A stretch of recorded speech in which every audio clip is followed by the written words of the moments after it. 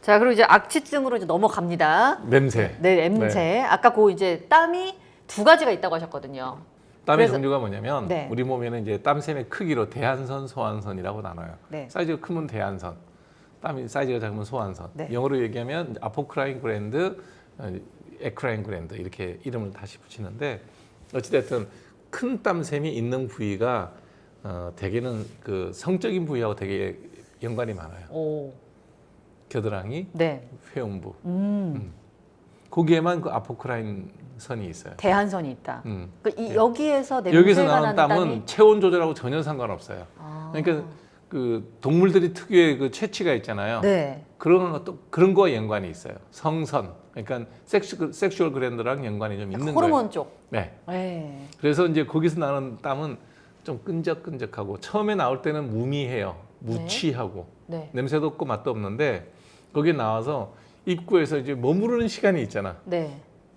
그 땀샘 근처에 있는 그 세균들하고 작용이 되면 분해가 돼요. 그러면서 특유의 그 어떤 시큼한 냄새가 이제 만들어지는 거죠. 근데 이게 어쨌든 그런 이유가 뭐 목적이 있는 거잖아요. 그러니까 그 냄새가 당연한 거다 원래는. 이제 모든 포유 동물에 땀 흘리는 동물에서는 고유의 아포크라인선, 대한선의 존재 이유가 그거죠. 그렇죠. 체취를 남기는 거 아니에요. 근데 그게 그냥 일반적으로 괜찮은 경우가 있고 유독 심한 사람 있잖아요. 그게 유전돼 있어요. 그 유독 심한 사람은 그 아포크라인 대한선이 많은 거예요. 발달돼 있고 세균 증식이 많이 되는 사람이죠. 그 아. 대한선에서 나오는 여러 가지 유기산들을 분해하는 세균들이 숫자가 늘어나니까 대량의 냄새 나는 물질이 이제 방향성 물질이 만들어지는데 그 냄새가 향수 같으면 좋은데 네. 우리 인간이 인식을 할 때 네. 그거를 악취로 느끼는 거죠. 왜 그렇게 됐을까요? 근데 진화 과정 중에 필요했었을 거예요. 모든 네. 동물들은 체취를 남기니까 네. 그렇게 해서 짝을 찾고 나의 경계 영역을 표시하고 했던 그런 긍정적인 역할로 했는데 인간은 인간세가 되면서 이렇게 가까이 모여 살잖아요. 요 좁은 땅에 뭐 900만, 1000만에 모여 산다는 게 예를 들어 여기 사자를 서울시에다가 사자를 900만 마리를 풀어놓는다고 생각해보면 어떤 일이 벌어질 것 같아요. 생존이 불가능하거든요. 그쵸. 뭐 다 악이 지옥이 되겠죠. 근데 인간은 여기서 아주 조화롭게 재밌게 잘 살잖아요. 그러는 과정 중에 그런 냄새들이 불필요해진 거죠. 태아 과정 거쳐서 다 태아가 됐어. 근데 아직까지 이제 그 기능이 잔존하는 시간이 긴 거죠. 아하. 네. 뭐 이거 꼭 뭐 진화가 덜 됐다 그러면 또 이제 모욕적인 발언일 수는 있는데. 아니, 근데 어쨌든 중요한 거는 원래 인간에게 필요한 거였다. 네. 네. 원래는 모든 그런 필요해서 만들어졌는데 사용성이 유효성이 떨어져서 이제 퇴화되는 과정인데 그다음에 또 그런 게 우리 피부에 또 뭐가 있냐면 새끼 발톱. 네. 발톱 4개는 다 매끌매끌한데 새끼 발톱이 보면 약간 조금 울퉁불퉁하죠. 울퉁불퉁하고 물에 가서 조금만 불리면 막 부스러지고 네. 그것 때문에 무좀으로 오는 경우가 되게 많아요. 이게 왜 그러냐면 새끼 발톱이 퇴화 과정 중에 있는데 덜 퇴화된 거야. 아, 없어지려고. 네, 새끼 발톱이 맨들맨들한 사람은 아직까지 그 옛날 원시 상태에 가까운 사람이고 퇴화 과정 중에 있는 사람은 그게 뭉글뭉글해서 살, 뭐 굳은 살처럼 돼요. 그게 원래 그런 거예요. 병 아니니까 제발 병원 좀 오지 마세요. 새끼 발톱 2개. 네. 무좀인 줄 알고. 네. 그래서 대한선도 똑같다고 보면 될 것 같아요. 그래서 이제 가족력은 있어요. 그래서 가족들은 몰라요. 아, 다 같은 냄새를 공유하고 같은 냄새 있으니까. 늘 공유하고 있으니까 모르는 거예요. 그러면은 그 대한선 아니고 소한선에서 나오는 땀은 전혀 냄새가 안 나는. 전혀 냄새가 없고요. 그게 이제 아까 얘기했죠. 운동에서 흘린 땀은 노폐물이 많이 함유되니까 지린내 같은 냄새가 나는데 그건 씻으면 되잖아요. 네. 그냥 그건 안 씻어서 나는 냄새지 땀 냄새가 지속될 일은 없죠. 자, 그러면 이제 대한선에서 냄새 나는 게 있고, 근데 이제 냄새가 약간 유독 심하거나 좀 다른 냄새가 나서 그 땀 냄새로 질병을 구분할 수 있다면서요? 그건 아주 이제 심하게 진행됐을 때. 아, 그러니까 뭐 예전에는 그런 것들도 진단 기준에 들어갔지만 요즘에는 뭐 그런 일이 거의 없죠.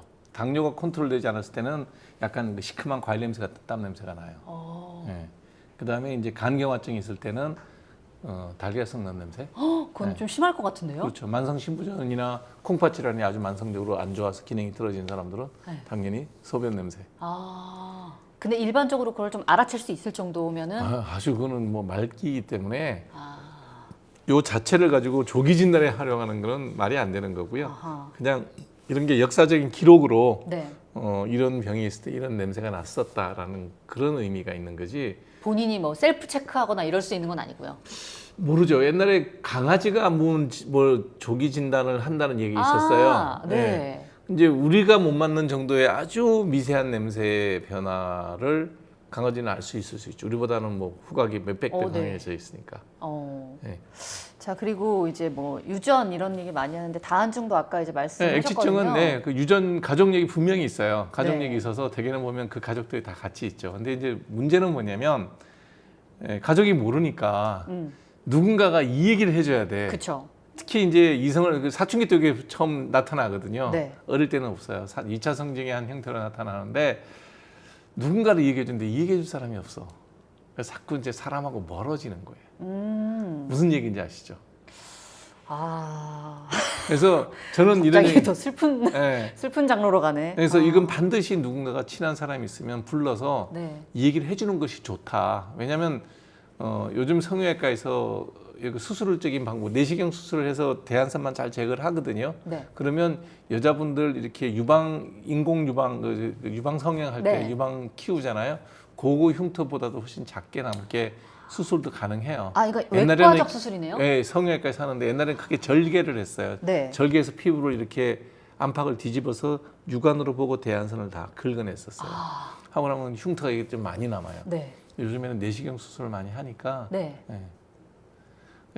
누군가 알려주면 빨리 좀 좋은 치료를 받아서 일상생활에서 아무런 불편함이 없을 수 있다. 근데 또 이걸 얘기를 하면 가족력이 있다고 다 유전되는 건 아니거든요. 네. 그래서 엄마 있고 뭐 다 사이사이 이렇게 있는데 없는 자녀들도 있어요. 네. 이 자녀가 자기 가족 때문에 내가 예민해지는 거야. 아. 없는 사람은 냄새를 잘 맡거든. 자기가 없으니까. 네. 그래서 예를 들어서 아버지가 그 액취증이 있고 아들이 있는데 내 여동생이 있어요. 여동생은 내 냄새를 아는데 나는 여동생 냄새를 모르죠. 안 나니까 모르고 나도 모르고. 그래서 이제 이 여동생은 외려 내가 액취증이 있다고 오해하는 경우도 많아요. 아. 그래갖고 멀쩡한데 액취증 수술 받겠다고 덤비는 여성도 있어요. 아, 근데 그거는 어쨌든 병원 가면 이제 알 수 있게 되죠. 말을 해도 안 들어, 안 믿어. 괜찮아, 당신은 병이 없는 사람이에요 라고 아무리 얘기해줘도 난대는 거야, 자기가. 어느 정도로 나요? 그러면 이러면 난대는 거야. 그래서 야, 인마, 이래갖고 냄새 안 나는 사람 어딨어? 아, 이렇게 해서 여름에 땀 좀 흘리고 난 다음에 이래서 냄새 안 나는 사람이 어딨어? 당연하지. 그건 병 아니에요. 액취증 있다고 하는 사람들 중에 10명 중에 한 30%는 그래. 아, 너 스스로를 그렇게 생각해버리면 진짜 답이 없는데. 그러니까 본인이 그렇다고 생각하면 그건 정말 답도 없어요. 이거는 그러니까 전문가의 진단을 받고 정확하게. 제 코가 개코인데 네. 제가 되게 냄새 예민한 사람이에요. 네네. 네, 그래서 이제 진단 기준을 얘기할게요. 이 액취증 수술 기준은 아, 뭐냐면 네. 이렇게 얘기할 때 냄새 나면 하는 거예요. 아, 이 정도 거리에서요? 1m 20cm 앉아가지고 대화하는데 불편하면 하는 거지. 네. 그 외에는 그냥 약간의 액취증은 대부분 조금씩 다 있어요. 아니 근데 특별히 운동을 했다거나 땀 흘렸다거나가 아니고 네. 그냥 이런 일상적인 상황에서 이 정도 거리에서 냄새 나는 사람 쉽지 않은데? 그러니까 그 정도가 반드시 수술해야 되는 아, 사람이고 네. 그다음에 2, 3일 뭐 샤워를 안 했는데 네. 했더니 냄새 나더라. 그건 너무 당연하다. 정상이에요. 그런 분들은 어떻게 하면 되냐 그러면 네. 겨드랑이 비누질을 좀 충분히 잘해서 표면에 살고 있는 세균들을 좀 없애주고 네. 그다음에 디오드런트 좀 쓰고 그러면 그냥 일상으로 생활해도 돼요. 아, 중요한 얘기가 있습니다. 이거는 사실 땀이랑은 상관이 없는 얘기일 수도 있는데 잘 모르니까 나이가 들면 냄새가 나죠. 이게 이제 그 노인네 이거 냄새. 왜냐면 이거 우리 보시는 구독자층 예, 궁금해하실 수 노인네 있어요. 냄새라는 얘기가 있는데 있죠. 아니요 없어요. 저 이렇게 그래서 저는 그거를 제가 느끼거든요, 약간. 아니 벌써 그런 노인분을 만나신다고요? 아니 우리 손 아나운서가 벌써 그건 안 되지. 아니, 큰일 나. 아니, 그게 아니고 제가 이제 이모랑 둘이 살잖아요. 예. 저 이모가 젊었을 때까지는 몰랐는데 요즘에 이모의 옷장을 열면 약간 그런 냄새가 나요. 그러니까 되게 안 좋은 냄새는 아닌데 뭔가 그 노인의 냄새가 나요. 그래서 제가 그걸 막 찾아보니까 사람이 늙으면은 몸에서 젊을 땐 안 나오던 지방산? 그런 게 좀 그런 나온다면서요. 얘기들이 있는데 네. 실제로 노화의 증상인지 반대로 한번 생각해 보세요. 네. 이 아직도 그 저기 성적인 매력을 느끼고 본인 관리가 잘 되는 사람들은 하루에 2번 무조건 씻어요. 네. 근데 노인이 되면요, 그냥 하루 종일 집에 있다가 보면 안 씻어요. 아니 그러실 나이는 아직 아니요, 분명히 씻는 횟수가 줄어요. 그 다음에 씻을 때도 보면 그렇게 잘 연세가 어떻게 되세요? 50대 후반? 50대 후반 네. 이제 그럴 변화가 생기는 거예요. 저 같은 경우만 예를 들어도 제가 네. 50대 후반부터 면도를 건너뛰는 날이 생겨요. 옛날에는 면도를 하지 않으면 외출을 안 했어요. 네. 근데 요즘에는 병원에 출근할 때도 했는지 안 했는지 모르고 갈 때도 있고요. 그러니까 모든 게 굼떼어지고 느려지고 예전같이 깔끔하지 않아요. 그 다음에 피곤하면 그냥 자는 날도 있어요. 그런 것들이 이부자리나 이런 데 배죠 좀. 그래서 제가 이제 이게 나이가 들수록 더 많이 씻고 네. 더 많이 빨고 더 자주 빨고 옷 자주 갈아입어라. 아 그러면은 나이가 있어서 그 뭐 자체로 노화로 인해서 몸에서 특별한 냄새 이제 나는 땀 거 냄새가 아니다? 더 나거나 체취가 더 심해진다는 것은 저는 아니라고 봐요. 정확한 학술 연구는 없어요. 네. 그러니까 이제 그걸 설명하기 위해서 여러 가지 방법으로 노인이 되면서 대사 과정 중에 대사가 느려지고 하는 사이에 각질이 더 두터워지기도 하고 왜냐면 이 각질 분해하는 것들이 네. 세균들이 관여되는데 그거 다 씻으면 해결되는 문제거든요. 특별하게 지방산의 변화가 있다는 얘기도 논문은 나오는데 네. 그게 객관성 있게 입증된 건 또 아니라는 거죠. 예. 그래서 대사의 이상이라기보다는 그래서 저는 그렇게 생각해요. 예전에는 제가 어떤 여성을 만나지 않더라도 만날 수 있다라고 생각하고 외출하는 거하고 가능성. 이제는 가능성이 전혀 없다고 생각하는 거하고 씻는 태도도 달라지고 옷 입는 것도 달라지고 네. 면도하는 것도 달라지고 제 기준으로 설명하는 거예요. 네. 예, 그런 게 있구나라는 걸 느끼는 거예요. 예. 그리고 또 살다가 보면 자주 옷도 안 갈아입어요. 옛날 같으면 여름에 한 번 입었던 옷이면 네. 반드시 갈아입어야 될 만큼 땀이 났어요. 활동량이 많잖아요. 네. 요즘에는 그냥 티셔츠라도 입고 나갔다가 차로 타고 그냥 들어오면 새 옷이야. 그런 느낌인데 실제로 땀은 다 났어요. 그러니까 아유 또 자꾸 빨면 뭐하니 한 번 더 입자 이렇게 되는 거예요. 젊었을 때 마음가짐과 나이 들어가면서의 마음가짐이 조금 느려지고 조금 게을러지고 이런 것들이 차곡차곡 축적이 되잖아요. 옷장에서는 그대로 나는 거예요. 그래서 나이가 들었을수록 자꾸 젊게 행동하고 젊게 생각해라라고 얘기하는 이유가 그런 것도 다 거기에 있는 거예요. 그러니까 그런 것들이 차곡차곡 조금씩 누적되면 그게 제일 많이 누적되는 게 옷장, 침구류 이런 네. 데잖아요.